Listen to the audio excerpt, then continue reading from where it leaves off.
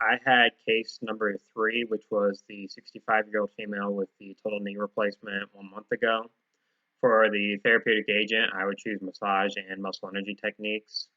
For positioning for the massage, which would be focusing on the gastroc, posterior knee, and distal hamstring, I would have the patient in 3/4 prone or sideline, depending on which is more comfortable. I'd inform the patient that I'd be massaging the back of their knee and thigh so they know what I'm doing. And I would start with an effleurage technique to help relax and warm up the tissues. Then I move to a petrissage and friction techniques to try to loosen up any fibrous tissue or the tight connective tissue that may be there. I'd be using lotion to avoid causing friction pain and to make it easier to massage the tissues.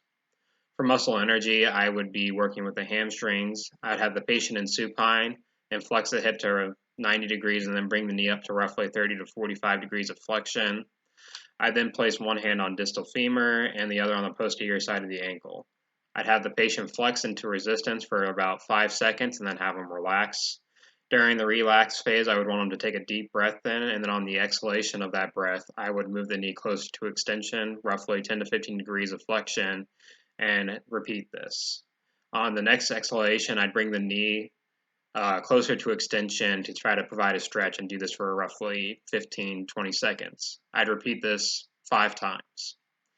For communicating with the patient, I'd let them know that the massage can help relax and loosen up the tissues, and that sometimes it can be painful at first, but the goal is to loosen up the muscles and the connective tissue around that area to improve her range of motion and strengthen the muscles there and allow us to exercise the muscles after they've been loosened a little bit.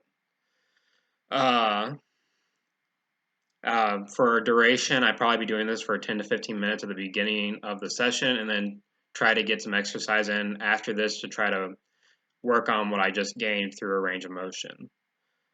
For things to look out for during the use of the agent, I'd feel for trigger points or any tight musculature while I'm massaging. If she reports some pain, I'd try to decrease the pressure I'm using. And then some of the stuff I would document is the type of massages used, what position the patient was in, the area treated, the duration of how long I did the massage and muscle energy techniques, and then the response to these.